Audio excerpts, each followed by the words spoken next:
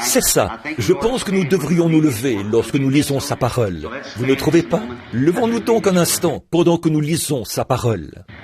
Je lis ce soir pour une leçon sur les Écritures, trouvée dans le livre d'Ésaïe au chapitre 6. Écoutez attentivement. Au jour de la mort du roi Osias, je vis le Seigneur assis sur un trône très élevé, et les pans de sa robe remplissaient le temple. Des séraphins se tenaient au-dessus de lui. Ils avaient chacun 6 ailes, 2 dont ils se couvraient la face, 2 dont ils se couvraient les pieds, et 2 dont ils se servaient pour voler.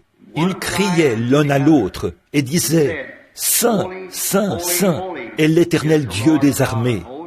Toute la terre est pleine de sa gloire. » Les portes furent ébranlées dans leurs fondements par la voix qui retentissait, et la maison se remplit de fumée. Alors je dis, malheur à moi, je suis perdu, car je suis un homme dont les lèvres sont impures. J'habite au milieu d'un peuple dont les lèvres sont impures. Et mes yeux ont vu le roi, l'Éternel des armées. Mais l'un des séraphins vola vers moi, tenant à la main une pierre ardente qu'il avait prise sur l'autel avec des pincettes. Il en toucha ma bouche et dit, « Ceci a touché tes lèvres. Ton iniquité est enlevée et ton péché est expié. » J'entendis la voix du Seigneur disant, « Qui enverrai-je et qui marchera pour nous ?» Je répondis, « Me voici, envoie-moi. » Courbons maintenant la tête. Père, malheur, nous ressentons la même chose qu'Ésaïe a ressenti. Malheur à nous, car nos yeux ont vu le roi, le Seigneur de gloire. Nous te remercions, Seigneur, de ce qu'il y a un processus de purification ce soir, qui peut toucher non seulement nos lèvres, mais aussi nos cœurs et nos âmes, et nous purifier de toute notre impureté. Car c'est vrai, nous habitons au milieu d'un peuple dont les lèvres sont impures, et nos lèvres aussi sont impures.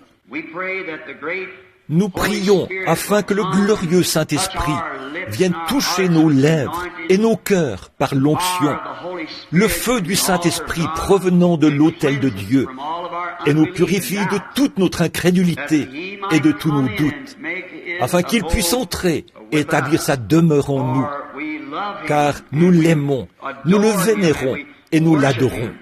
Ce soir, nous prions, Père, afin que, s'il y a ici quelqu'un qui n'a pas encore été touché par le glorieux Saint-Esprit, le feu de Dieu, pour être purifié, que ce soir, cette œuvre s'opère en lui, pour le bien du royaume de Dieu. Nous le demandons au nom de Jésus. Amen.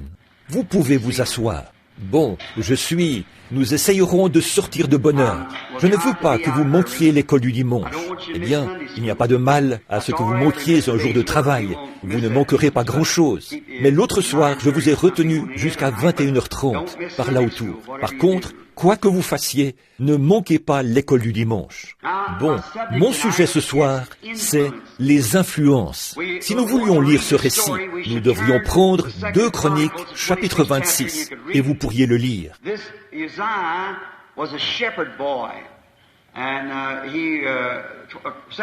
Cet Osias était un jeune berger, et 2 Chroniques 26 nous raconte qu'il avait été oint roi à l'âge de 16 ans. Et le père d'Osias était un homme pieux. Cet homme était un homme bon, ayant des parents pieux. Il fit ce qui est droit aux yeux de l'Éternel. Or, en général, nous constatons que, je pense que notre grand problème aujourd'hui, pour ce que nous croyons être de la délinquance juvénile, c'est une délinquance parentale. Un foyer délinquant. Nos gens se sont éloignés des choses auxquelles ils auraient dû s'accrocher. L'Église est devenue tiède ou froide, et les enfants sont partis dans le monde.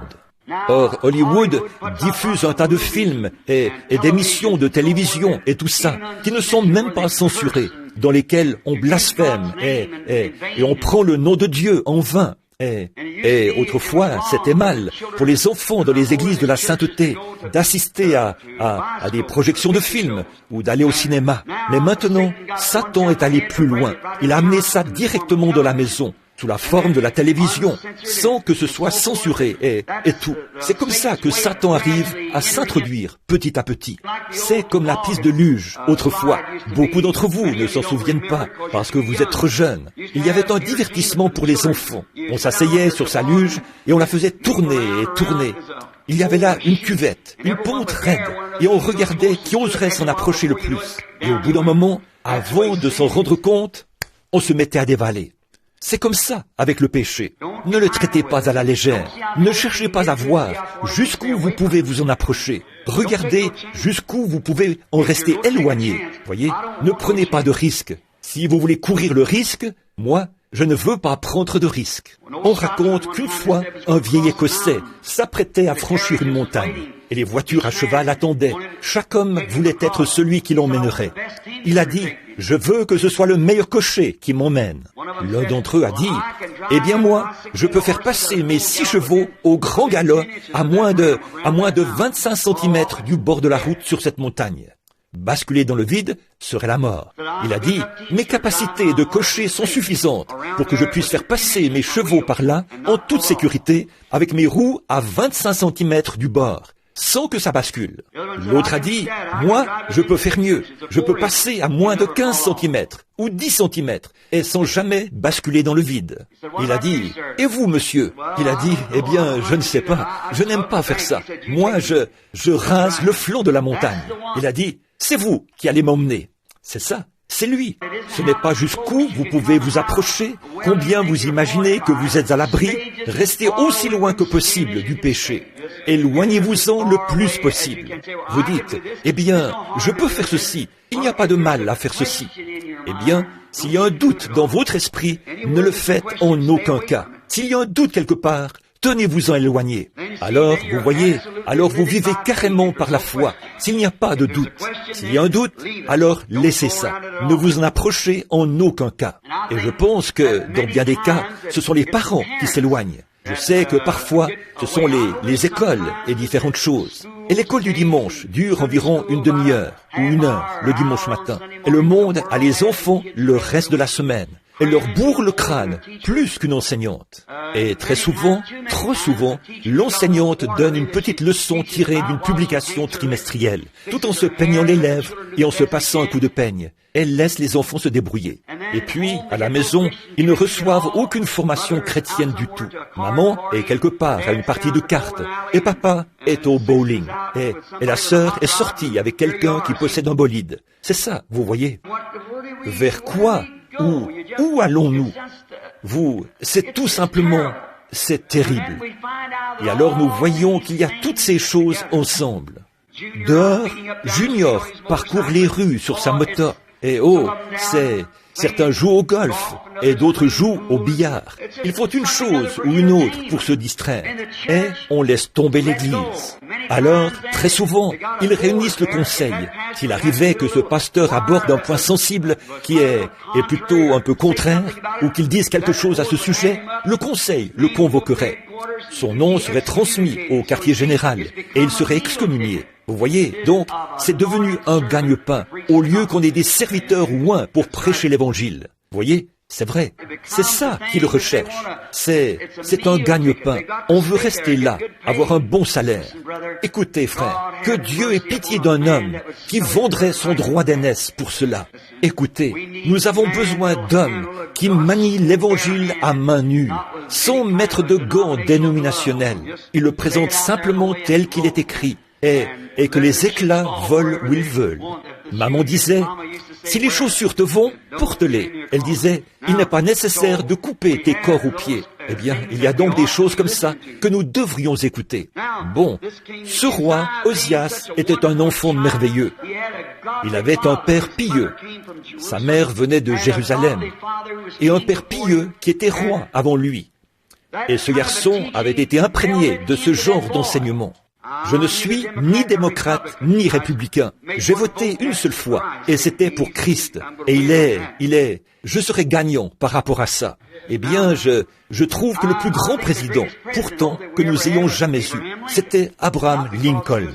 Non pas parce qu'il était aussi du Kentucky, mais c'est parce que cet homme est parti de rien. Et les seuls livres que cet homme ait possédés, depuis le temps où il était un jeune garçon, jusqu'à ce qu'il devienne adulte, pratiquement, c'était la Bible et le voyage du pèlerin de Bunyan.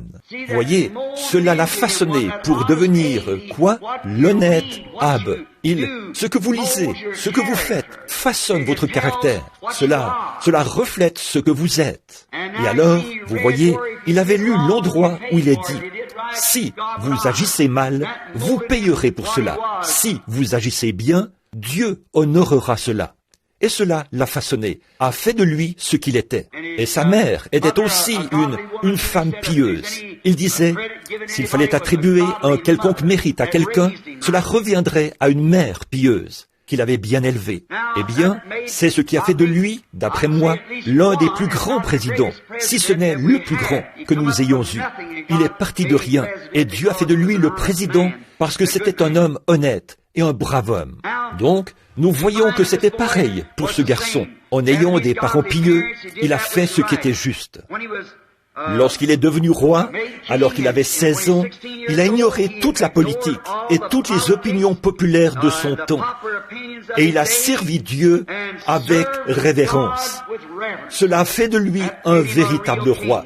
Ignorer la politique et l'opinion moderne et servir Dieu avec révérence, c'était très bien. Son royaume, Dieu l'a béni, était si grand qu'il était comparable à celui de Salomon. Salomon a eu le plus grand de tous, mais ce garçon était comparable à Salomon par rapport à son royaume. Cela a été d'une grande aide pour le jeune prophète Ésaïe, alors qu'à cette époque-là, il était un jeune homme qui venait d'arriver sur la scène. Étant né prophète, il a observé l'influence que cet homme avait sur le peuple. Et il a vu d'où venait son influence. C'est qu'il mettait clairement sa confiance en Dieu. Et il a encore remarqué, lui, Ésaïe, comment Dieu allait bénir ceux qui resteraient fidèles à la parole de Dieu. Donc, nous comprenons que ce jeune homme voulait s'accrocher aux principes que Dieu avait donnés. Il respectait ses lois. Osias ne s'en détournait ni à gauche, ni à droite. Il s'en tenait à ce que la parole disait. Et Dieu l'a honoré et l'a béni dans tout ce qu'il faisait. Il a prospéré. Il est allé droit de l'avant. Quel exemple c'est pour n'importe quel jeune. Je pense que si aujourd'hui nous avions des gens, nos églises, qui prétendent être chrétiennes, qui s'abstenaient des choses du monde et menaient ce genre de vie, cela influencerait les chrétiens plus jeunes à faire la même chose. Mais aujourd'hui, quand ils se relâchent, boivent, fument et font des choses déplacées, tout en essayant de se déclarer chrétiens, cela met une vilaine pierre d'achoppement sur le chemin des autres, et cela rend les choses très difficiles. Souvenez-vous, la Bible dit, vous êtes des lettres écrites, vivantes, lues de tous les hommes. Or, beaucoup de gens ne veulent pas lire la Bible, mais Dieu a fait de vous un représentant vivant. Vous êtes une lettre ambulante. Vous devriez être une Bible ambulante. Christ en vous. Vous devriez être la parole de Dieu ambulante. Et si vous professez être chrétien, mais que vous n'êtes pas cela, votre influence, à cause de l'influence que vous exercez, vous devrez rendre des comptes au jour du jugement pour de nombreuses âmes que vous aurez détournées, éloignées de Christ. Je pense qu'il est de notre devoir ce soir de réfléchir à cela, car tous, hommes, femmes, jeunes hommes, jeunes filles, vous savez que vous devrez passer au jugement. Vous pouvez échapper à ceci, cela ou autre chose. Vous pouvez rouler les impôts et échapper au fisc. Vous pouvez faire une chose ou l'autre. Vous pouvez avoir dépassé la limitation de vitesse sans vous faire attraper par la police. Mais un jour, le jugement vous rattrapera. Ça, c'est certain. Et nous savons que l'homme doit mourir. Et après quoi vient le jugement. La mort n'est pas une chose difficile. C'est le jugement après la mort. C'est ça qui est grave. Et là, ce que vous avez fait dans la vie et comment vous avez influencé les autres, ce jour-là, vous aurez à en répondre. À combien plus forte raison devrions-nous rejeter tout fardeau et le péché qui nous enveloppe si facilement, afin que nous puissions courir avec persévérance dans cette carrière qui nous est ouverte, ayant les regards, non pas sur les credos, sur les dénominations, sur quelqu'un d'autre, mais sur Jésus-Christ, qui est le chef et le consommateur de notre foi. Combien nous devrions réfléchir à ces choses, mes amis, sérieusement et avec respect, alors que nous voyons ce jour approcher, en sachant que, d'un moment à l'autre, les pages de votre vie, le livre pourrait être fermé ce soir, et que demain, ce sera trop tard pour vous de le faire. Ne remettez pas à demain ce que vous pouvez faire aujourd'hui, car demain pourrait ne jamais venir. Les hommes et les femmes, les jeunes garçons et les jeunes filles, qui sont peut-être assis ici ce soir, seront à la morgue avant l'aube. C'est vrai. Et alors, votre livre sera fermé, et vous n'aurez plus jamais une autre occasion. Ceci peut être votre toute dernière occasion. Réfléchissez à ça. Sérieusement, vous dites, eh bien, probablement pas, mais ça pourrait bien l'être. Mais souvenez-vous, un jour, le livre va être fermé avec ce que vous êtes en train de faire maintenant. Et particulièrement vous qui prétendez être des chrétiens, séparez-vous des choses du monde. N'ayez rien à faire avec le monde. Fuyez ça, car quelqu'un vous observe. Quelqu'un vous observe. Et vous allez non seulement vous envoyer là-bas, mais encore vous allez amener les autres au mauvais endroit. Et vous aurez à répondre de votre influence. Combien ce prophète a observé cet homme et a vu que Dieu le bénissait et quelle influence cela avait. Combien cet homme prospérait et ce que Dieu faisait pour lui. Il menait une vie merveilleuse, bénie de Dieu, et il ne se détournait ni à droite ni à gauche. Maintenant, nous voyons ici un autre exemple. Ici, en cet homme Osias, ce grand roi qui avait marché avec Dieu à un moment donné. La Bible dit, quand le roi s'est senti en sécurité, a senti que tout allait bien pour lui, alors il s'est élevé dans son cœur, il s'est enflé d'orgueil. Permettez-moi de m'arrêter ici pour dire ceci, sérieusement. Mon frère, ma sœur, Dieu a fait de vous mon auditoire ce soir. Je dois être tout à fait sérieux dans ce que je dis, et vous devez écouter avec beaucoup de sérieux. Voilà le problème de beaucoup de gens aujourd'hui. Ils pensent, certains de nos frères prédicateurs, certains en arrivent au point, peut-être, et de grands ministères, au point qu'ils se sentent en sécurité. Nous avons eu cela. Nous savons que c'est vrai. De nombreux prédicateurs aujourd'hui dans le pays commencent à boire. Quelques-uns pensent, eh bien, je me suis bâti un petit royaume autour de moi. Je n'ai aucune raison. Ces gens m'aiment tellement qu'ils ne font pas attention, que je fasse ceci ou que je fasse cela. Permettez-moi de vous dire, frères, qu'il y en a un qui regarde, et c'est Dieu. Aucun homme n'est en sécurité en dehors de Dieu. Alors parfois, nous en arrivons au point où nous pensons, Dieu nous bénit. Il m'a donné une Cadillac, il m'a donné un meilleur travail, il m'a donné ceci. Cela ne prouve pas du tout que vous ne puissiez pas détourner de vous ces bénédictions. Quand vous vous élevez et que vous avez l'impression que, bon, autrefois, je passais toute la nuit à prier. Autrefois, je faisais ceci et je faisais cela, mais je ne le fais plus. Vous êtes sur un terrain glissant. Voilà le problème de nos pentecôtistes. Alors qu'autrefois, il y a longtemps, nous avions des petites missions là-bas au coin. Les femmes jambes nues battaient du tambourin là-bas. On devait prier toute la nuit et tout. La police vous enfermait et vous restiez en prison et tout. Vous priez. Les églises et toutes les dénominations se riaient de vous et se moquaient de vous. Mais aujourd'hui, Dieu vous a élevé au point que vous avez certaines des meilleures églises du pays, de grandes et puissantes dénominations. Vous commencez à vous sentir en sécurité. Faites attention, c'est alors que vous vous élevez. Alors, quand Dieu envoie quelque chose, vous ne pouvez plus l'accepter, parce que vous avez déjà rendu témoignage à cette chose. Quand vous commencez à vous sentir en sécurité, c'est alors que vous êtes en route vers votre chute. Cela vaut pour les dénominations, cela vaut pour les nations. Regardez notre nation, qui était autrefois l'un des grands pays du monde, pour ce qui est de la moralité. Regardez-la aujourd'hui. Elle est la risée du monde. Elle est plus souillée que tout ce que je connais. Quand je suis descendu de l'avion à mon arrivée à Rome et que je suis allé à Saint-Onge pour visiter les catacombes, je me suis senti gêné en voyant un écriteau placé devant les catacombes de Saint-Onge qui disait « Avis à toutes les femmes américaines. Prière de vous habiller avant d'entrer dans les catacombes, afin d'honorer les morts. Elles viennent là en short et en pantalon, à un endroit comme Rome. Et il fallait dire aux femmes américaines d'honorer les morts et de s'habiller.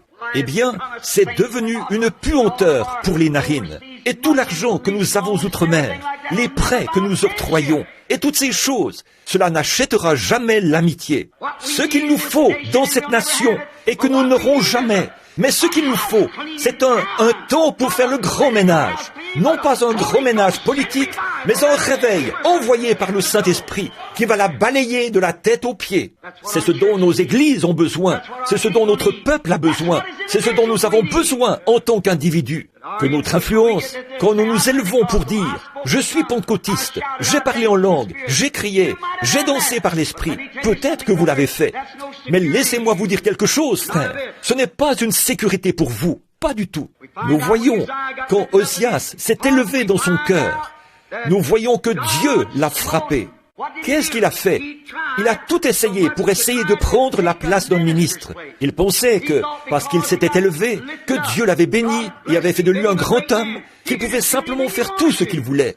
Il n'y a pas longtemps, j'ai entendu un jeune homme qui me parlait. Il disait, « Vous savez, frère Branham, Dieu m'aime tellement qu'il me laisse simplement faire tout ce que je veux. Ça lui est égal. » Aujourd'hui, j'entends tellement parler de Dieu comme étant un Dieu bon.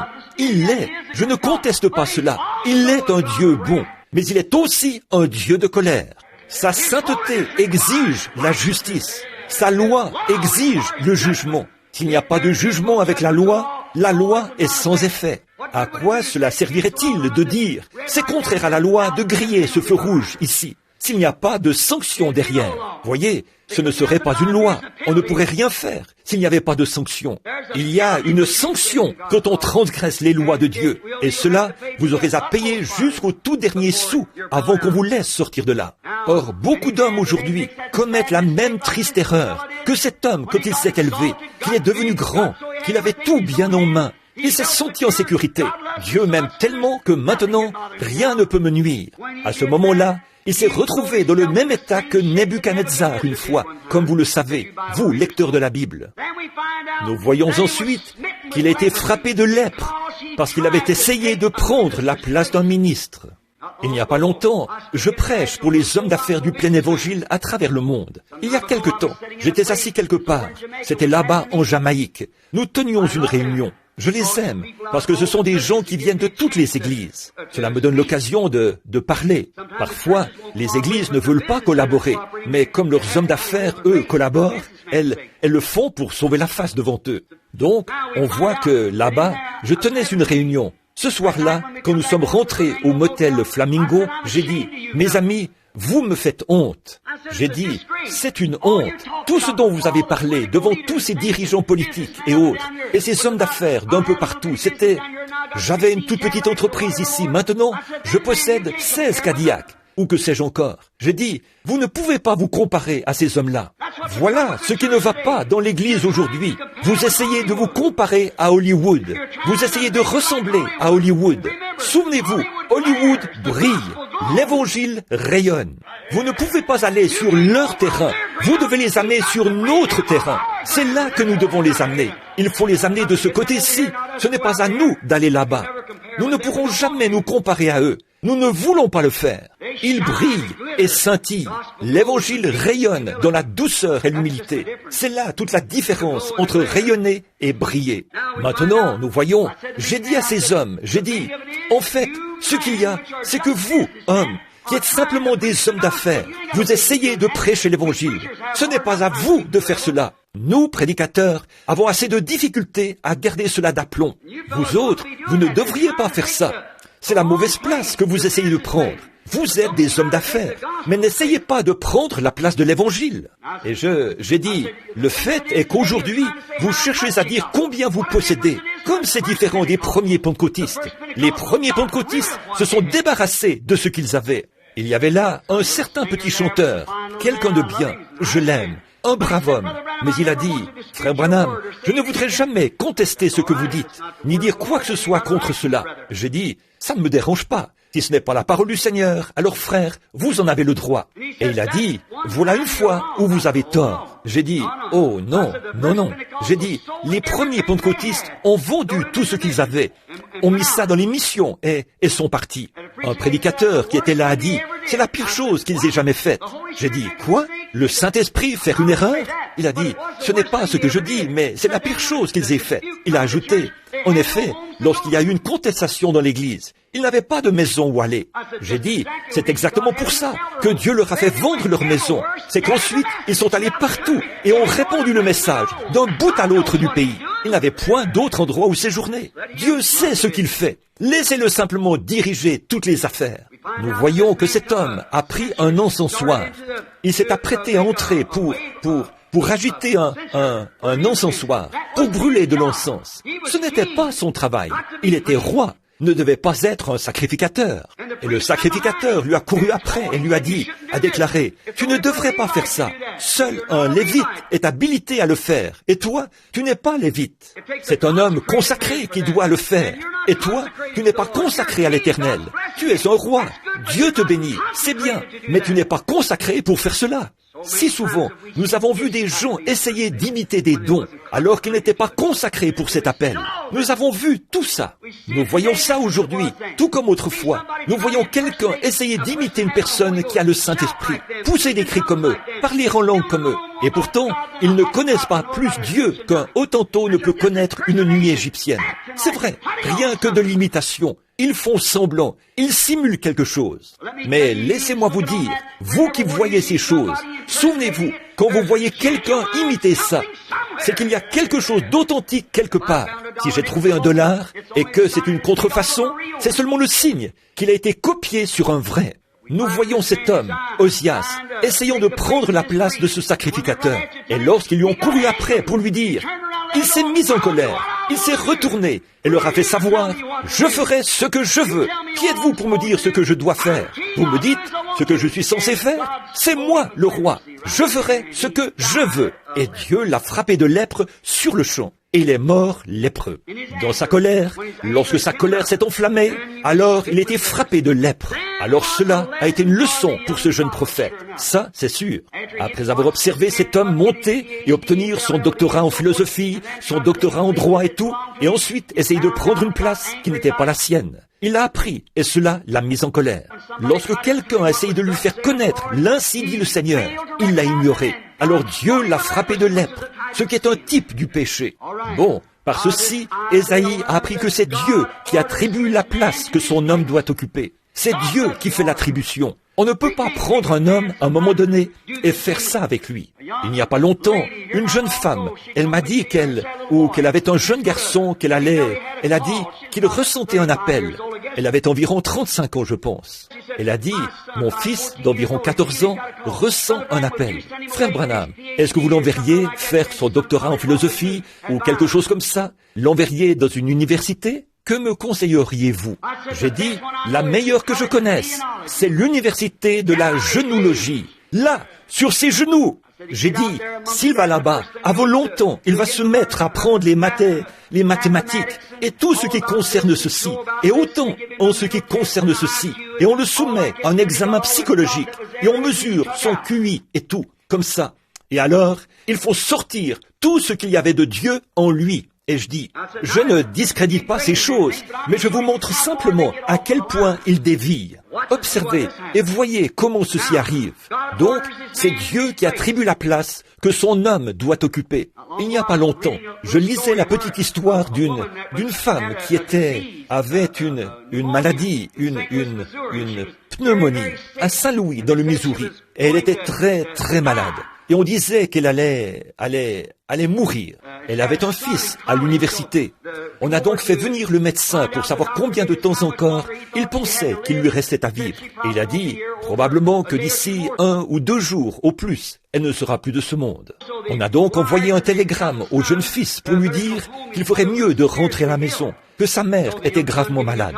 Alors, comme le jeune fils, après avoir reçu le télégramme, se préparait à partir, il a reçu un autre télégramme qui disait « Votre mère va mieux maintenant. C'est bon, ne venez pas. Eh bien, ensuite, environ une année plus tard, le garçon a fait sa visite annuelle à la maison. À son arrivée à la maison, il a dit, « Maman », après l'avoir saluée, il a dit, « Tu sais, je me demande, quand tu étais très malade, tu ne m'as jamais dit ce qui s'est passé au fait. » Elle a dit, « Oh, fiston, j'ai quelque chose à te dire. » Elle a dit, « Tu connais cette petite mission ici au bas de la rue, là où les gens braillent, où ils crient et tout. » Il a dit, oui.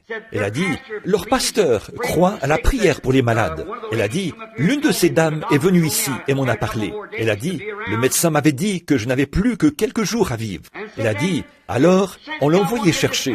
Elle voulait faire venir ce pasteur pour qu'il prie pour moi, cette dame-là. Et j'ai dit, certainement, faites-le venir.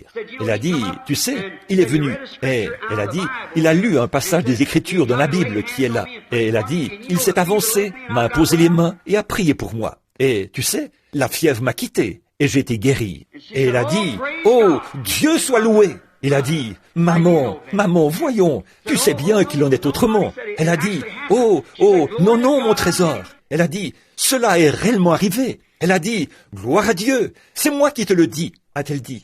Il a dit, voilà que maintenant tu agis comme ces gens-là. Il a dit, maman, tu ne dois pas faire ça. Elle a dit, chérie, il a lu cela directement de la Bible. Il a lu là dans Marc chapitre 16. Voici les miracles qui accompagneront ceux qui auront cru. Voilà, c'est ici. Elle a dit, voilà, c'est ici même. A-t-elle dit, oh, maman, là-bas, ce sont des gens illettrés. Il a dit, ces gens là-bas n'ont aucune instruction. Il a dit, ce ne sont que des gens pauvres, de la racaille des rues et tout, qui vont là-bas. Il a dit, ce pasteur-là, il a dit, nous avons appris à l'université que Marc 16, à partir du verset 9, n'est pas inspiré. Elle a dit, gloire à Dieu! Elle a dit, maman, qu'est-ce qui te prend? Elle a dit, je me disais simplement, fiston, si Dieu a pu me guérir avec la parole non inspirée, qu'est-ce qu'il ferait vraiment avec ce qui est inspiré? Je pense donc que cela règle la question, n'est-ce pas? Si ce qui n'est pas inspiré guérit, que fera ce qui est inspiré? C'est ça, mes amis. Oui, monsieur. Donc, essayez de prendre la place d'un autre. C'est Dieu qui fait l'attribution pour son homme. C'est Dieu qui met son homme en place. Il ne doit pas essayer de prendre la place d'un autre. Vous ne devez pas faire ça. Maintenant, la vision au temple. Il est allé au temple quand il a vu cela. Ésaïe a vu cela. Ézéchias, ce qui lui était arrivé, et qu'ensuite il était mort, et qu'il y avait eu Osias, et qu'il avait été emmené au camp des lépreux, et que son fils a dû régner à sa place. Alors, un jour, Ésaïe en a eu assez. Il est donc allé au temple pour en quelque sorte se débarrasser de ce qu'il avait sur le cœur. Je pense que c'est une bonne chose à faire pour nous tous, d'aller à la maison de Dieu, d'aller décharger votre âme et libérer votre esprit. Alors Ésaïe est arrivé là-bas et il s'est mis à prier. C'était peut-être dans l'après-midi ou bien tôt le matin, je ne sais pas. Il s'est donc agenouillé à l'autel et a commencé à prier. Et il s'est mis à prier jusqu'à ce qu'il soit tout à fait sérieux. Voilà la manière de faire. Il avait vu que ce à quoi il regardait ici sur terre avait failli. Ce roi que Dieu avait béni, ce grand et puissant roi, le plus puissant du pays. Et pourtant, il avait failli. Et alors, ne sachant que faire, il s'est mis à prier. Alors tout à coup, il a levé la tête et a vu un roi véritable. Il a vu Dieu élevé dans les lieux très hauts. Les pans de sa robe remplissaient les cieux. Il a vu quelque chose à regarder, vraiment un exemple. Quand vous regardez, essayez de faire d'un homme votre exemple. Vous vous tromperez à coup sûr, car il faillira. Mais il cherchait à dire au prophète, ne regarde pas à l'homme ou à ce que l'homme dit. Tourne les regards vers moi et vers ce que je dis. Lève les yeux par ici, pas vers un trône terrestre, mais vers un trône céleste, élevé très haut dans les cieux. Et les pans de sa robe remplissaient les cieux. Et il a levé les yeux. Ensuite, il a regardé dans le temple. Et là, dans le temple, il a vu Dieu élevé. Et il a remarqué les séraphins célestes. Or, les séraphins, là, ne sont pas des anges. Ils sont censés faire brûler les sacrifices qui plaident en faveur du coupable. Et ils faisaient brûler les sacrifices. Il y avait une couverture spéciale sur ces êtres, montrant que Dieu est totalement saint. Dieu est totalement saint. Ils criaient de toute leur force, « Saint, Saint, Saint est l'Éternel Dieu Tout-Puissant. Saint, Saint, Saint », directement dans la présence de Dieu. Rappelez-vous, c'étaient les séraphins et les chérubins qui gardent le lieu saint. Ce sont eux qui prennent le sacrifice et qui l'offrent. Ils étaient là, vivant directement dans la présence de Dieu, criant « Saint, Saint, Saint est l'Éternel Dieu Tout-Puissant ».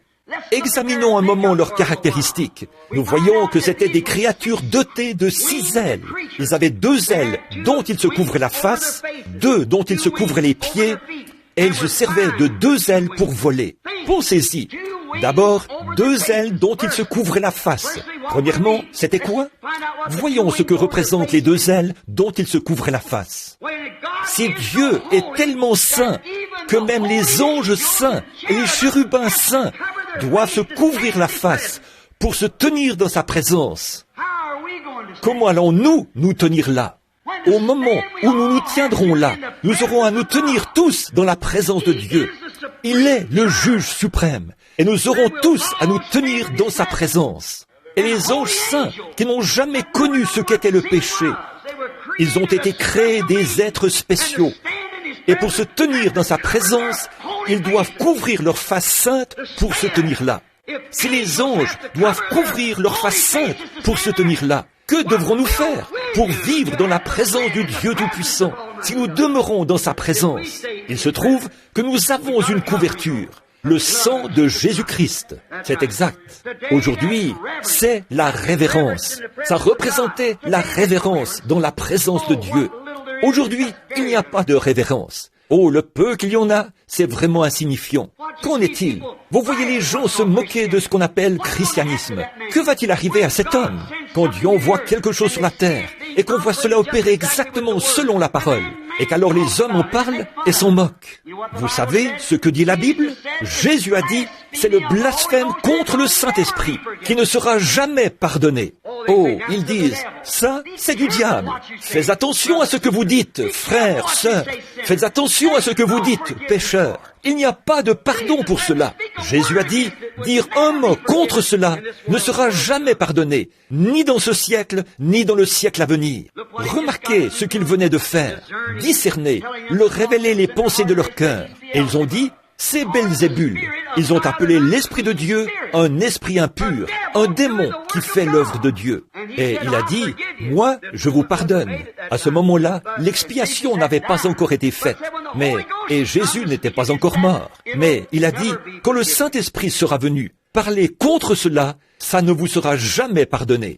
Quand le Saint-Esprit viendra accomplir la même œuvre qu'il faisait à ce moment-là, cela ne sera jamais pardonné. Des gens irrévérencieux. À quoi pouvons-nous nous attendre, sinon au jugement? Cette nation qui a rejeté Dieu, cette nation, alors que tous ces Billy Graham et ces Oral Roberts ont condamné ces choses d'un bout à l'autre de ce pays, et ces autres grands soldats de la croix qui ont traversé ce pays en prêchant l'Évangile, et chaque année, le déchaînement continue. Le péché ne cesse de s'accroître. C'est le grand évangéliste Billy Graham qui a dit l'autre jour, dans l'une de ses réunions, quand il est allé à New York, il a dit qu'il croyait que le péché avait augmenté de plusieurs pourcents à New York depuis ses réunions de réveil là-bas. Il a dit, quand il était ici en Californie, à Los Angeles, il a dit, dans 10 ou 15 ans, chaque citoyen sera obligé de porter un pistolet sur lui ou quelque chose pour se protéger. Il n'arrive plus à maintenir l'ordre public. Il y a un tel déchaînement du péché. Oh, qu'est-ce que c'est? C'est de l'irrévérence à l'égard de la Bible. Ils ont rejeté leur chance. Ils ont blasphémé et se sont moqués. C'est vrai. Maintenant, regardons un peu plus près de chez nous. Regardez les églises, ce qu'elles ont fait. Beaucoup d'entre eux parcourent le pays. Quand vous trouvez un homme qui possède suffisamment de la vraie puissance de Dieu pour parler aux gens de leur voie pécheresse, prenez quelqu'un qui leur dira qu'ils doivent naître de nouveau, non pas serrer la main ou s'avancer et prendre une décision. Ils doivent naître de nouveau, non pas inscrire leur nom dans un registre, ou adhérer à l'église, ou serrer la main, ou une aspersion, ou un baptême quelconque, mais naître de l'Esprit de Dieu, être séparés, la vie de Dieu vivant en vous, qui transparaît, pas seulement aujourd'hui ou demain, mais pour le reste de vos jours. Avec joie dans vos épreuves et tribulations, vous continuez à avancer, en sachant que la route vers la gloire est ouverte devant vous. Voilà le genre d'évangile qu'il faut. Quand vous les trouvez dans cet état-là, vous prêchez cela. Et quand vous revenez l'année suivante, ils sont toujours les mêmes. C'est la même chose, seulement pire. Il y a davantage de ces choses, et encore davantage. Plus vous prêchez contre cela, plus ça empire. Qu'est-ce que c'est? C'est de l'irrévérence. Et puis, 95% de ces gens vont à l'église, ont leur nom dans le registre, se disent chrétiens. Les hommes qui prétendent être chrétiens fument, boivent, jouent aux jeux d'argent et racontent des plaisanteries de mauvais goût. De nombreux diacres dans le conseil ont 1, 2, 3 et 4 femmes. C'est vrai, quelle honte! Les femmes chantent dans la chorale, les cheveux coupés. La Bible dit, ce n'est pas une personne honorable. Le visage maquillé. Il n'y a qu'une seule femme dans la Bible à s'être maquillée. C'était Jézabel. Dieu l'a donnée en pâture aux chiens. Vous voyez donc ce que Dieu en pense. Et alors, vous venez leur en parler. L'année suivante, vous revenez. Elles sont pires qu'au départ. Irrévérencieuses. Elles n'ont aucun respect, aucune notion de décence. Laissez-moi vous dire quelque chose, à vous les femmes, jeunes femmes, et aussi à celles qui sont âgées, à vous qui sortez là, vêtues de ces robes, de ces petits vêtements serrés et de shorts. Vous dites, vous ne devriez pas parler comme ça, frère Branham. Je dois le faire, c'est mon devoir. Ceci est une chair. Un homme m'a téléphoné il n'y a pas longtemps, l'un des plus grands évangélistes pentecôtistes du pays. Il a dit, laissez ces gens tranquilles. J'ai dit, qui êtes-vous pour me dire de laisser ces gens tranquilles? Il a dit, je vous aime. Et il a dit, votre ministère, c'est de prier pour les malades. J'ai dit, c'est de prêcher l'évangile, frère. Et il a dit, écoutez, frère Branham. Il a dit, eh bien, ces gens croient que vous êtes un prophète. J'ai dit, je n'ai jamais dit que je l'étais, n'est-ce pas? Il a dit, mais eux croient que vous l'êtes. Pourquoi n'enseignez-vous pas à ces femmes comment recevoir le Saint-Esprit et comment recevoir des dons et faire quelque chose, au lieu de les réprimander constamment à cause de leur habillement et de ce qu'elles font? Pourquoi ne leur enseignez-vous pas ce genre de choses pour aider? J'ai dit, comment puis-je leur enseigner l'algèbre alors qu'elles ne veulent même pas apprendre l'ABC? Vous savez ce que c'est, l'ABC? Always believe Christ. Toujours croire Christ. C'est vrai. Bon, eh bien, comment pouvez-vous le faire? Comment pouvez-vous le faire? On dirait qu'il y a une pression sur eux. Quelque chose les en empêche. Cela devient une Sodome moderne. C'est l'heure dans laquelle nous nous trouvons. Ce sont des choses terribles qui se passent dans le pays aujourd'hui. Et il a dit, eh bien, écoutez, j'ai dit, non, je n'ai point de programme à parrainer. Je n'ai pas d'église qui puisse me mettre à la porte. Non, monsieur. Et j'ai dit, il a dit, c'est le devoir du pasteur de le faire. J'ai dit, mais ils ne le font pas. Alors quelqu'un doit s'en occuper. Il faut qu'une voix crie contre cela, car c'est faux. Certainement c'est faux. La révérence, respectez cela. Une jeune femme m'a dit une fois, elle a dit, « Monsieur Branham, on ne fait pas d'autres vêtements que ça. » J'ai dit, « On vend encore du tissu et on a des machines à coudre. » C'est exact. Madame, laissez-moi vous dire quelque chose. Il se peut que vous soyez tout ce qu'il y a de plus pur et vertueuse. Il se peut que vous soyez tout ce qu'il y a de plus honorable vis-à-vis de votre mari, de votre ami. Mais un de ces jours, au tribunal du jugement, vous allez répondre pour avoir commis un adultère. Si je ne suis pas coupable, vous êtes coupable. Jésus a dit, quiconque regarde une femme pour la convoiter a déjà commis un adultère avec elle dans son cœur. Et quant à ce pécheur qui vous a regardé comme cela et a eu ses pensées à votre sujet, il aura à répondre de cela au jour du jugement. Et pourquoi l'a-t-il fait? Vous vous êtes exhibé devant lui, entortillé dans des espèces de vêtements et des choses semblables. Exact, c'est une honte. Vous aurez à le faire, madame. Et vous, les hommes, qui vous dites chrétiens, vous devriez diriger votre foyer, mais qui laissez vos femmes faire cela. Repentez-vous, sinon votre foyer tout entier périra. Il se peut que vous ne m'aimiez pas après cela, mais je vais vous dire la vérité. Alors je n'aurai pas de sang sur les mains quand je comparaîtrai au tribunal du jugement. C'est une chose certaine. Voyez, Oui. Écoutez, frères, il y a toujours une voix qui accompagne le signe, vous savez, et vous feriez mieux de l'écouter, pas la mienne, mais c'est ce que dit la Bible. C'est vrai. Oh, je sais que cela a l'air démodé, mais c'est précisément ce que dit la Bible, et c'est ce que nous sommes censés être. Les anges doivent se couvrir la face pour se tenir dans la présence de Dieu. Et les femmes, quand la Bible dit « il n'est pas convenable » ou inconvenant qu'une femme prie les cheveux coupés, elle n'a pas le droit de prier. Et on la met dans la chorale, et on fait même d'elle un prédicateur. C'est exact. Je sais que ça vous rend un peu malade, mais vous savez, c'est comme maman me disait, quand il fallait prendre de l'huile de ricin. Si ça ne te rend pas malade, ça ne te fait aucun bien. C'est pareil avec l'Évangile. Cela doit vous amener à réfléchir. C'est la vérité. Les hommes et les femmes sont coupables. Les deux, des deux côtés. C'est blanc bonnet et bonnet blanc. C'est exactement là que nous nous trouvons, irrévérencieux, peu importe ce que dit la parole. Eh bien, ça ne fait rien. Je crois que ça va comme ça. Vous présumez que ça va comme ça.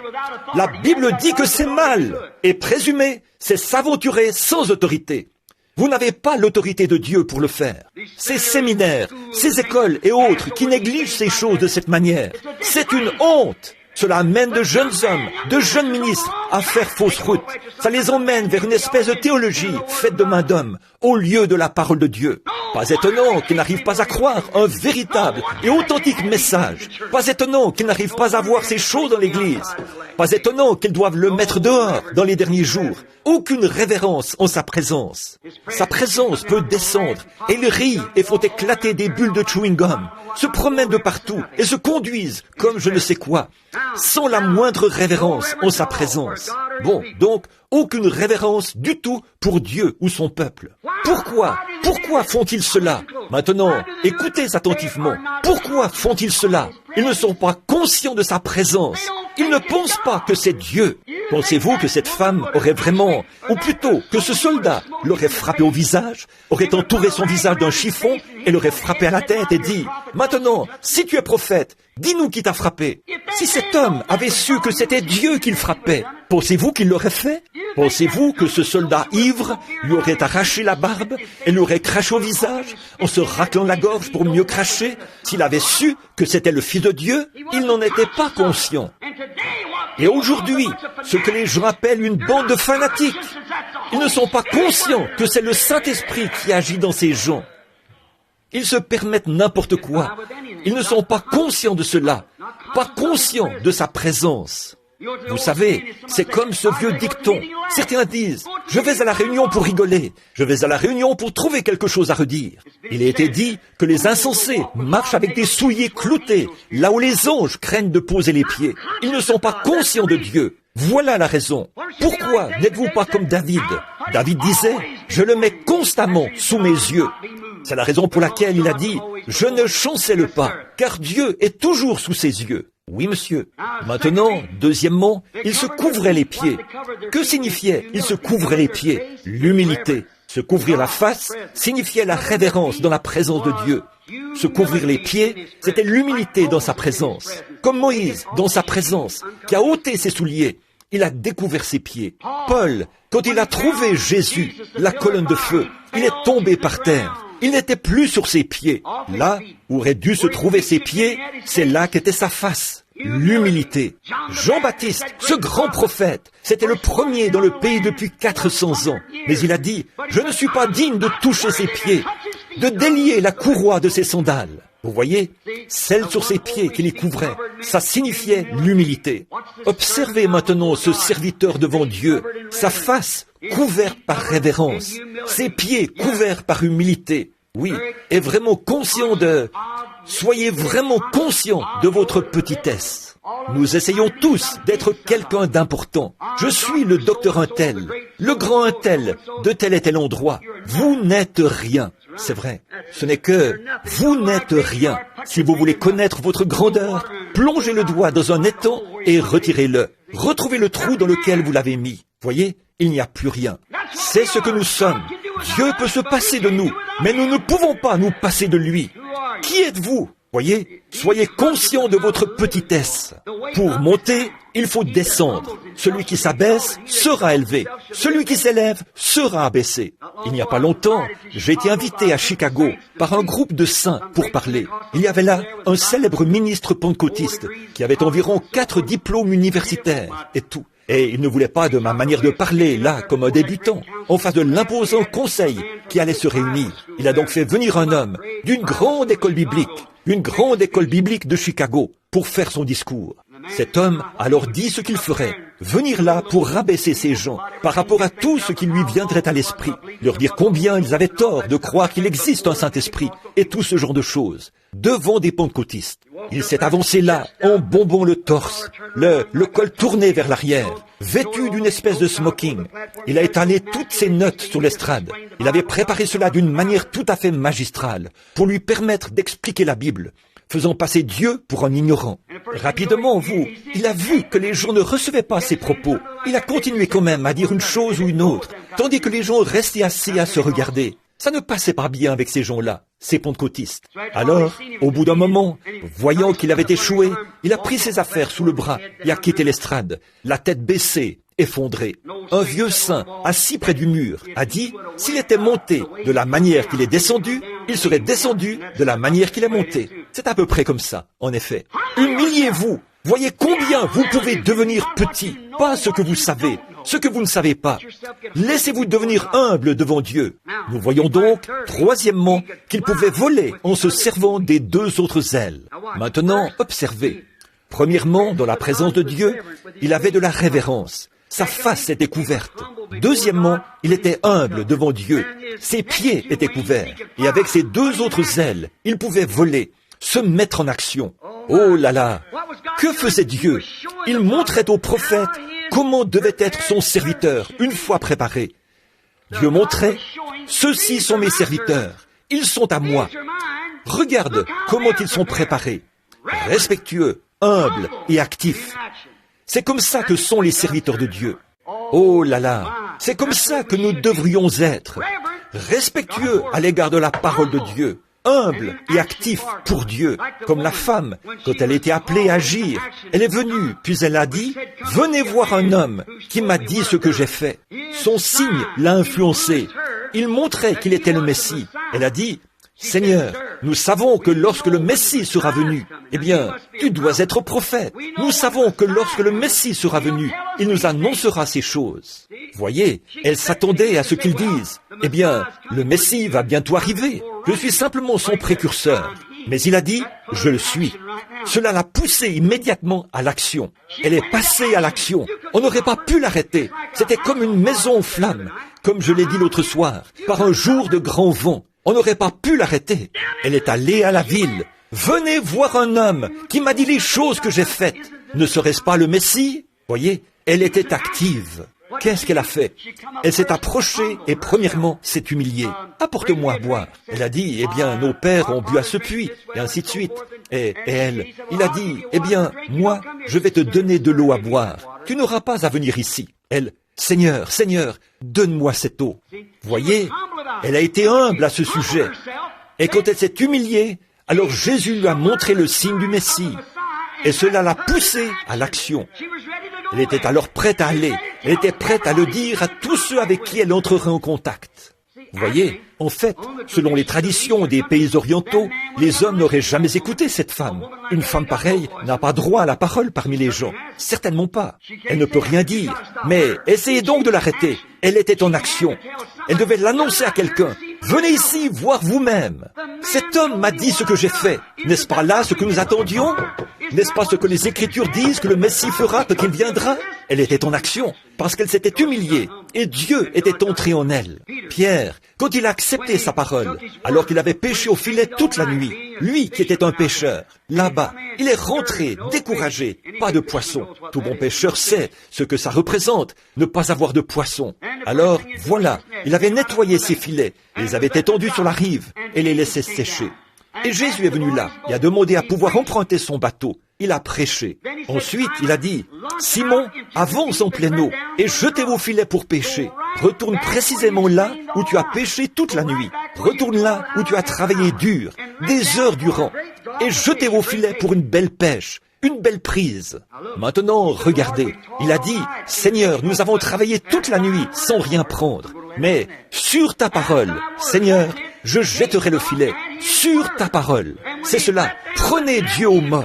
Et lorsqu'il a jeté le filet, il a attrapé tellement de poissons que le filet a commencé à céder. Cela l'a poussé à l'action. Oui, monsieur, l'influence de Jésus sur lui l'a fait passer à l'action et il a jeté le filet. Et Jésus a dit, « Ne crains point, désormais tu seras pêcheur d'hommes. » L'aveugle, quand il a été guéri, alors qu'il était assis à la porte, ou plutôt assis dans la rue, et les pharisiens avaient dit que quiconque confesserait Jésus ou aurait affaire d'une manière ou d'une autre avec lui, serait chassé du temple. Ils sont venus interroger le père et la mère. Ils ont dit, il est majeur, interrogez-le lui-même. Il a dit, un homme appelé Jésus m'a guéri. Ils ont dit, cet homme est un pécheur, il n'appartient pas à nos groupes. Nous ne savons d'où il vient. Donne gloire à Dieu. Il a dit, eh bien, s'il est un pécheur, je ne sais. Il a dit, mais je sais une chose, c'est que j'étais aveugle et que maintenant je vois. Et il a dit, la chose étrange pour moi, c'est que vous, qui êtes censés être les conducteurs spirituels de cette heure, et cet homme m'a ouvert les yeux, et pourtant, vous ne savez pas d'où il vient? Qu'est-ce qu'il a fait? Il est passé à l'action, c'est vrai. Cela l'a poussé à l'action. En effet, il a répandu sa renommée dans tout le pays. Les gens, le jour de la Pentecôte, lorsque Jésus leur a dit d'attendre là-haut et qu'ils seraient, ils sont venus là. Et quand le Saint-Esprit est descendu sur eux le jour de la Pentecôte, ils ont alors été influencés par la parole de Dieu, manifestée. Maintenant, souvenez-vous, Jésus a dit, attendez à Jérusalem, jusqu'à ce que vous soyez revêtus de la puissance d'en haut. Ils ont attendu, pas 8 jours, pas 9 jours, ils ont attendu 10 jours, jusqu'à ce que la promesse fût manifestée. Alors le Saint-Esprit est descendu et s'est divisé, et des langues de feu se sont posées sur chacun d'entre eux. Et pendant qu'ils étaient sous l'influence du Saint-Esprit, ils sont passés à l'action. Ils titubaient comme des hommes ivres, criaient, parlaient en langue, et ils sont sortis dans la rue. Les gens ont dit, ces hommes sont pleins de vin doux. Lui, Pierre, s'est levé et a dit, c'est ici ce qui était annoncé par le prophète Joël, qui arriverait dans les derniers jours. Qu'est-ce que cela a fait? Cela l'a poussé à l'action. Il vous poussera à l'action si vous ne l'avez pas. Il vous poussera à l'action quand vous verrez la parole de Dieu accomplie. Ce que nous avons vu en ces derniers jours devrait nous pousser à l'action. Cela devrait le faire, pour autant que nous le fassions avec révérence et humilité. La colonne de feu devant Paul l'a poussé à l'action. Et aujourd'hui, quand nous voyons cette même colonne de feu prouvée par la science, par ses résultats, par ce qu'elle a promis, accomplissant exactement la parole en ces derniers jours, cela devrait nous pousser à l'action. C'est que le signe a été donné. Ce qui arriva du temps de Sodome, juste avant que Sodome soit brûlé, arrivera de même à la venue du Fils de l'homme. Il sera de nouveau manifesté, le même hier, aujourd'hui et éternellement. Cela devrait pousser chaque membre du corps de Christ à l'action, en y faisant entrer tout ce que vous pouvez, car c'est la dernière heure. C'est le dernier appel, Mot à mot, cela s'est accompli. Cela devrait certainement nous pousser à l'action. Nous, comme le prophète, nous avons vu le sort de ceux des dénominations qui se sont élevés. Ils ont perdu leur place en Christ, perdu le lien qu'ils entretenaient avec sa parole, en acceptant des credos. Et nous avons vu ce qui leur est arrivé quand ils ont fait cela. Ils sont morts spirituellement. Nous voyons ce qui est arrivé aux luthériens quand ils ont refusé l'appel de Wesley. Nous voyons ce qui est arrivé aux méthodistes quand ils ont refusé l'appel des pentecôtistes. Aujourd'hui, qu'en est-il des pentecôtistes? Voyez, nous avons vu des hommes comme Osias qui se sont élevés et qui ont essayé de prendre la place d'une fonction ointe. La fonction d'un homme dans l'Église dépend d'une onction, pas d'une nomination. Elle est ointe. L'Église, le pasteur, l'évangéliste, le prophète, l'apôtre doivent être des fonctions ointes de Dieu, non pas élues par l'homme. Des hommes ont une fois essayé d'élire quelqu'un à cette fonction. Ils l'ont fait par tirage au sort. Le pauvre Matthias n'a jamais rien fait. Mais Dieu a choisi Paul, qui lui a fait quelque chose, parce qu'il était oint. Et nous avons vu ces hommes qui occupent ces fonctions oser dire, voici le saint évêque un tel, voici l'homme d'État un tel, voici l'homme un tel. Ça ne donne jamais rien. Mais quand Dieu vient prendre le contrôle, Nous voyons alors l'onction du Saint-Esprit confirmer la parole de Dieu. Maintenant, l'impact de la vision sur le prophète. Qu'est-ce que cela a fait à cet homme qui était né prophète? Souvenez-vous, il a écrit la Bible entière. Le livre d'Ésaïe compte 66 livres et la Bible compte 66 livres. Ça commence par la Genèse. Au milieu du livre, il y a le Nouveau Testament, Jean-Baptiste, et ça se termine par le millénium. Un grand prophète. Ésaïe était l'un des plus grands prophètes que nous ayons jamais eus, et il était né pour être ça. Mais quand il s'est tenu dans la présence de Dieu, qu'est-ce que cela a amené le prophète à faire? Le prophète a dit, « Malheur à moi, car je suis un homme dont les lèvres sont impures. » Le fait d'entrer dans la présence de Dieu et voir un vase de Dieu véritablement oint, cela a amené le prophète à confesser qu'il était un pécheur. Ça devrait produire le même effet sur nous. Ça devrait produire ça, la présence ointe de Dieu. Quand il a vu celui qui criait et que les fondements ont été ébranlés et ces anges qui se déplaçaient d'un endroit à l'autre, démontrant qu'ils étaient devant Dieu et qu'ils étaient les serviteurs de Dieu, oints, et qu'ils criaient. Lui était un pécheur. Alors, qu'est-il arrivé quand il était prêt? Maintenant écoutez, pour terminer, quand il était prêt à confesser qu'il était un pécheur, malheur à moi, car je suis un homme dont les lèvres sont impures, et j'habite au milieu de gens dont les lèvres sont impures, malheur à moi. Alors l'ange a pris des pincettes et a pris une pierre ardente sur l'autel. Il l'a tenue dans ses mains, il est venu et a purifié le prophète avec elle. Alors est venue la purification, après sa confession. Donc, si un prophète appelé, confirmé comme prophète de Dieu, dans la présence de Dieu, voyant sa petitesse, a été prêt à confesser qu'il était un pécheur, que devrions-nous faire, vous et moi? Mais savez-vous ce que nous faisons? Nous tournons la tête et repartons en riant. Voilà où nous en sommes, jusqu'à ce que vienne la purification.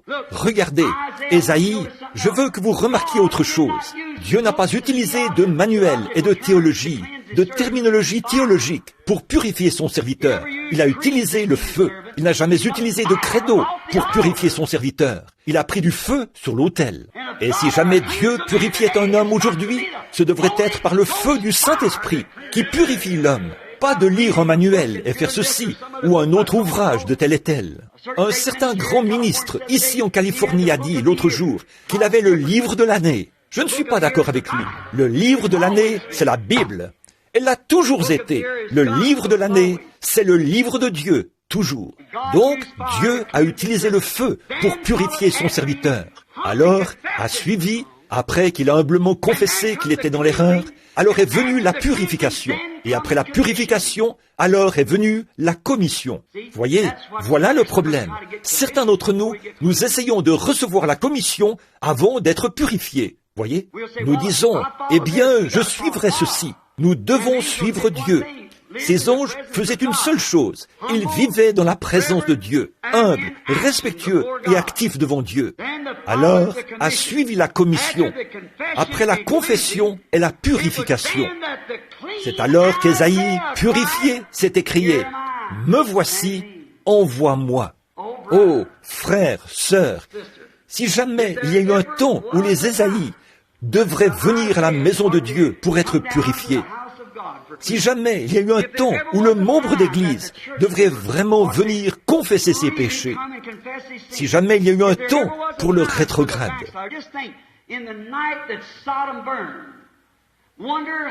pensez un peu, la nuit où Sodome fut brûlée. Je me demande combien de gens se sont éloignés du message de ces anges. Je me demande combien de gens se sont trop peu souciés d'écouter leur voix. Ils ont péri cette même nuit. Et ils ne seront plus jamais, seulement pour leur châtiment en enfer. Ce qui arriva du temps de Noé. Combien de gens ont ri de lui et se sont moqués de lui, et qui sont venus là rien que pour l'entendre, pour dire « Nous allons monter écouter ce vieux détraqué, brailler encore, juste pour nous amuser. » Ils se sont levés et sont partis. Ils n'ont même pas voulu l'écouter prêcher. Toutes ces sortes de choses. Ils ont péri dans les jugements qu'il prêchait. Amos, ce petit prédicateur, sachant, venu de nulle part, un prophète oint, qui est venu regarder ce qui se passait à Samarie à ce moment-là. Son crâne chauve luisait, sa vieille barbe grisonnante. Quand il a franchi la colline, il a regardé, il a plissé les yeux en regardant cette ville.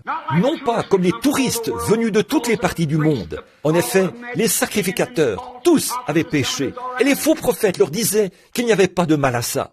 Il s'est rendu là-bas, sans aucune collaboration pour ses réunions de réveil. Il s'est rendu là-bas, sans rien, et s'est écrié. Il a dit, « Ce même Dieu que vous prétendez servir, vous détruira. » Et moi, je dis, « Ainsi dit le Seigneur, le Dieu que l'Amérique prétend servir, la détruira. » Prenez cela comme vous voulez. Ce qu'il nous faut, c'est nous agenouiller à l'autel. Ésaïe. Et Dieu a dit, « Qui marchera pour moi ?» Ésaïe a répondu, « Me voici, envoie-moi. » Je pense à ce chant. Quand la pierre ardente toucha le prophète, le rendant aussi pur qu'on puisse l'être. Quand la voix de Dieu dit, « Qui marchera pour nous ?» Il répondit, « Maître, me voici, envoie-moi. » D'abord, il a dû s'humilier, être purifié et se préparer, comme nous l'avons vu pour le serviteur qui s'était préparé. Regardez Osias, comment il avait été préparé, mais il a failli. Ne mettez pas. Vous dites, eh bien je sais que le docteur Untel est un homme bon. Je connais frère Untel. Peut-être qu'ils le sont, mais ne regardez pas à cela. Regardez ici, en haut. Voyez, voici la voie. Dieu a une manière de se préparer. Comment s'y est-il pris? Le jour de la Pentecôte, Pierre leur a dit ce qu'il fallait faire. Il leur a donné une ordonnance. Et elle demeure toujours la même. Ne la modifiez pas. Vous tueriez votre patient. Ils ont dit, que pouvons-nous faire pour être sauvés? Il a dit, repentez-vous, chacun de vous. Soyez baptisés au nom de Jésus-Christ pour le pardon de vos péchés. Et vous recevrez le don du Saint-Esprit. Car la promesse est pour vous, pour vos enfants et pour tous ceux qui sont au loin, en aussi grand nombre que le Seigneur notre Dieu les appellera. C'est ce qu'il y a ici même, ce soir. Si Dieu appelle encore, voilà l'ordonnance. Vous pouvez encore recevoir le même Saint-Esprit qu'ont reçu autrefois. Il suffit, vous pouvez recevoir la même chose ce soir. Il suffit d'aller jusqu'au bout. C'est tout ce que vous avez à faire. Oui, alors vous pouvez dire, quand la pierre ardente toucha le prophète, le rendant aussi pur qu'on puisse l'être, quand la voix de Dieu dit, qui marchera pour nous? Il répondit, Maître, voici, envoie-moi. Chantons-le. Parle, Seigneur.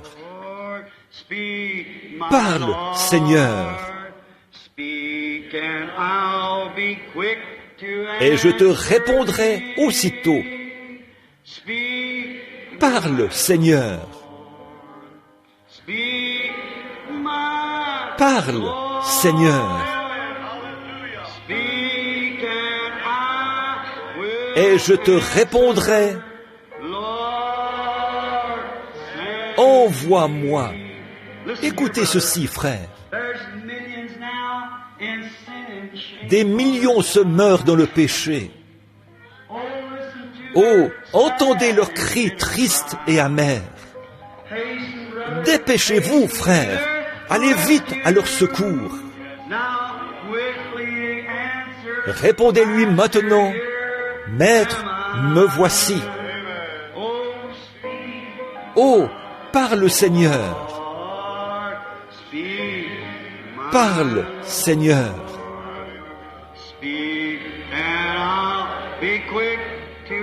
Et je te répondrai aussitôt. Oh, parle, Seigneur. Parle, Seigneur.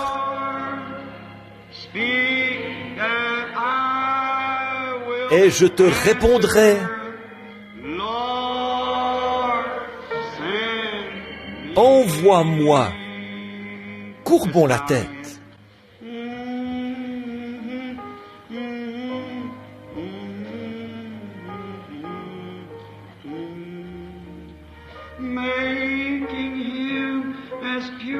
Le rendant aussi pur qu'on puisse l'être. Quand la voix de Dieu dit, qui marchera pour nous? Il répondit, me voici, envoie-moi. Voulez-vous être humble et purifié? Parle, Seigneur. Parle, Seigneur.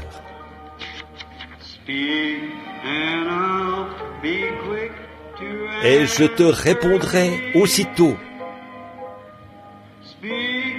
Parle, Seigneur. Parle, Seigneur.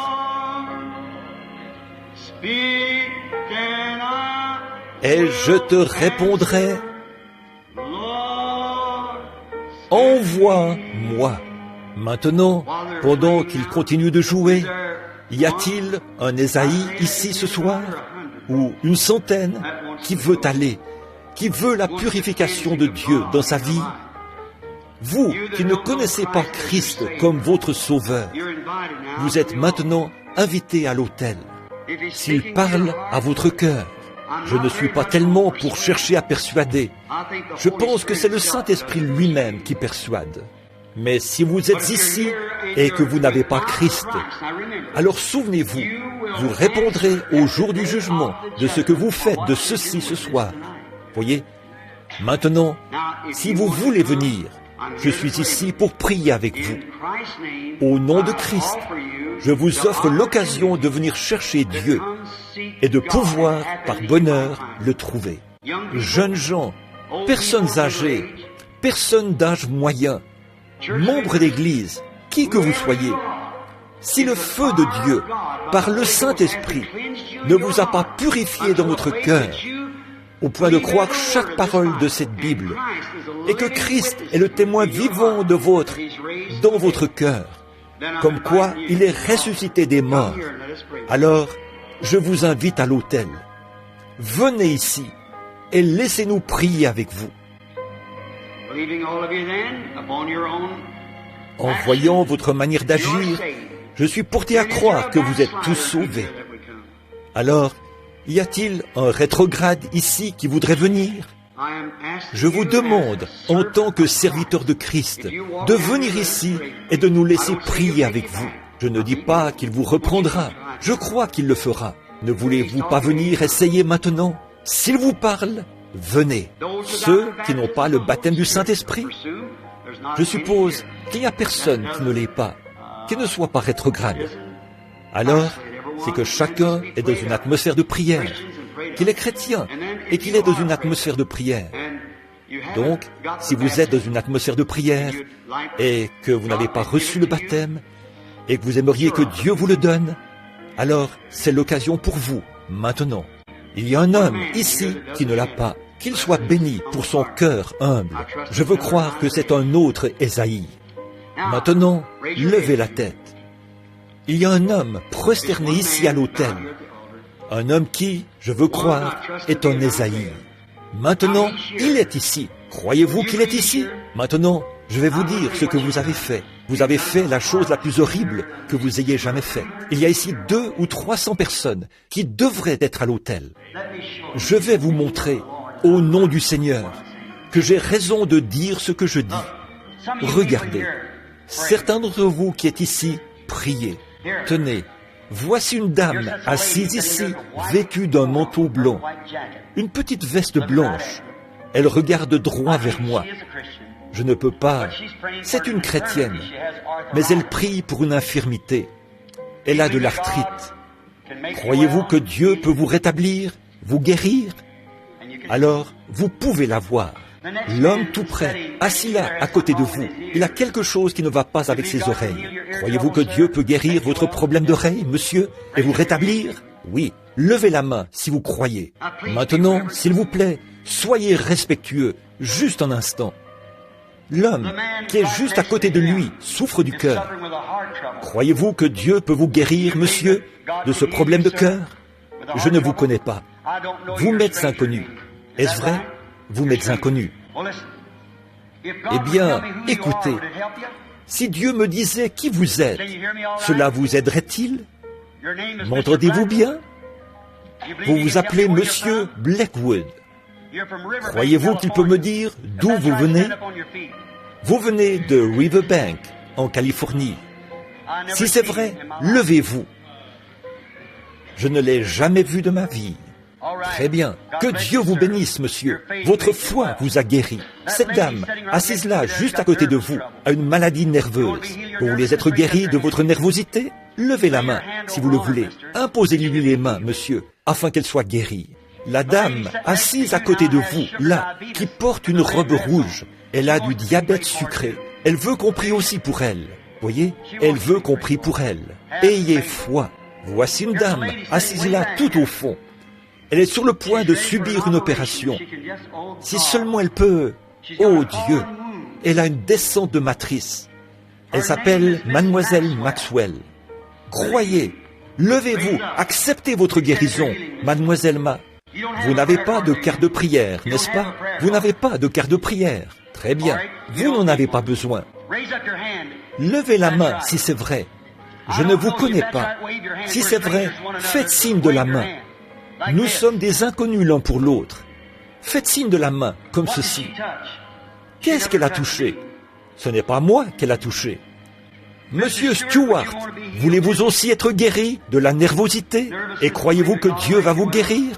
Je vous suis inconnu, mais voilà qui vous êtes, et vous souffrez de nervosité. C'est à peine si vous pouvez vous contenir. Levez-vous et acceptez votre guérison, au nom de Jésus-Christ. Voici une dame, assise là, derrière vous. Elle souffre aussi de nervosité. Elle a quelque chose qui ne va pas dans les muscles de son corps. Elle va passer à côté et... Madame Newell, levez-vous si c'est votre nom. Et si c'est vous, croyez. Croyez-vous? Certainement. Voici une dame assise juste ici. Elle a un problème de cœur et de l'hypertension. Croyez-vous cela? Est-ce vrai, sœur? Levez-vous si c'est vrai. La dame, assise là, à côté de vous, elle a quelque chose dans la poitrine. Si c'est vrai, levez-vous. Dites à la dame, à côté d'elle, elle a des grosseurs sur le visage. On dirait de petites tumeurs. Si elle veut en être guérie, dites-lui de se lever et d'accepter cela. Maintenant, bon nombre d'entre vous, ici, devraient être à l'autel, en train de rechercher le Saint-Esprit. C'est ainsi dit le Seigneur. Vous voyez ce que je veux dire? Je vais faire cet appel encore une fois. Ça confirme que je vous dis la vérité. Dieu est en train de parler aux gens ici, et vous doutez un petit peu. Voulez-vous être assez sincère pour lever la main et dire « Oui, frère Branham, j'ai toujours été un peu incertain. Je veux plus de Dieu. Je sais qu'il me manque quelque chose là-dedans, que j'aurais dû avoir quand j'ai fait profession d'avoir le baptême du Saint-Esprit. » Levez la main. Voulez-vous le faire? Soyez simplement honnête avec vous-même. Le Saint-Esprit ne se trompe jamais. Alors pourquoi ne vous avancez-vous pas pour régler cette question de doute? Venez, je répondrai aussitôt. Parle, Seigneur. Parle, Seigneur. C'est ça.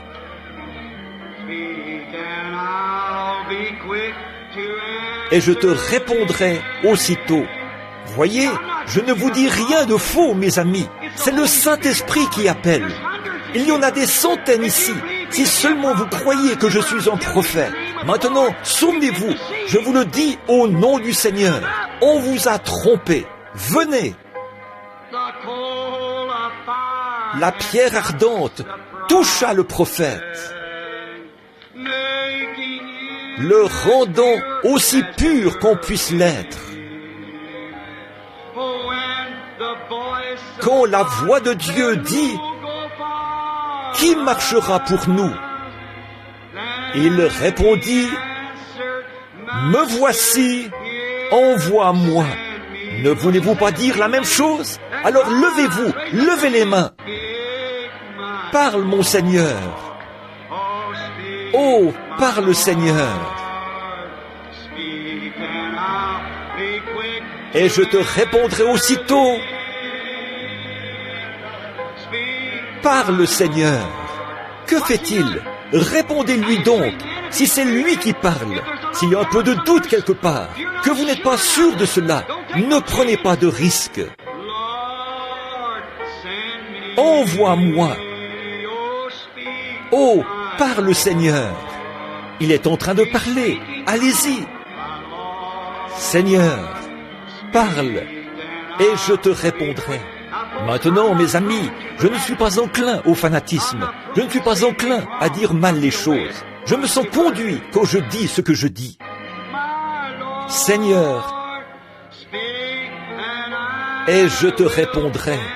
Vous dites, Qu'est-ce que les gens vont dire à ce sujet? C'est plutôt ce que Dieu dira à ce sujet qui compte. Envoie-moi. Parle, Seigneur. C'est vrai.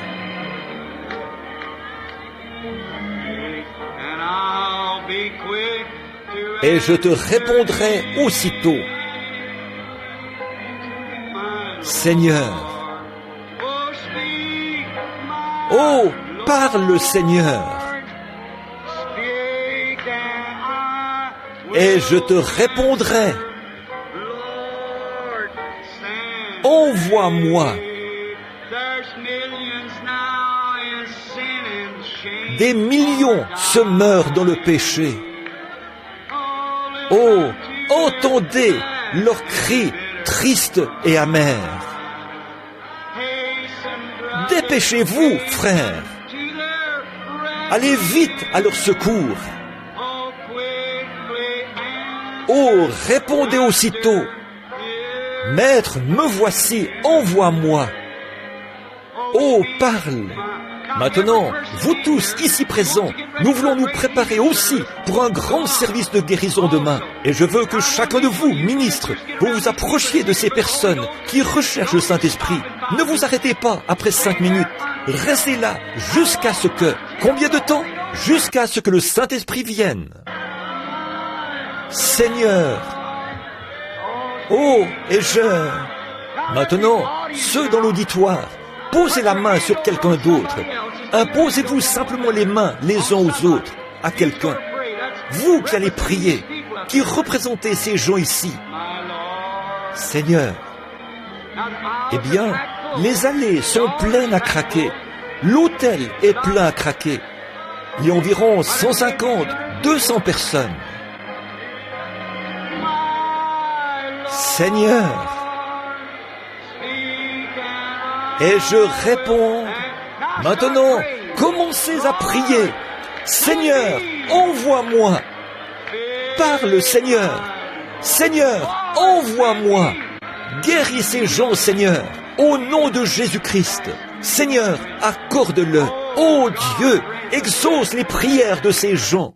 Ne vous relâchez pas. Restez là jusqu'à ce que cela arrive. Restez jusqu'à ce que vous entendiez le cri de Dieu. Restez jusqu'à ce que les chérubins vous secouent. Que le Saint-Esprit ait pris la pierre ardente sur l'autel de Dieu et l'ait posée sur vos lèvres. Parle, Seigneur.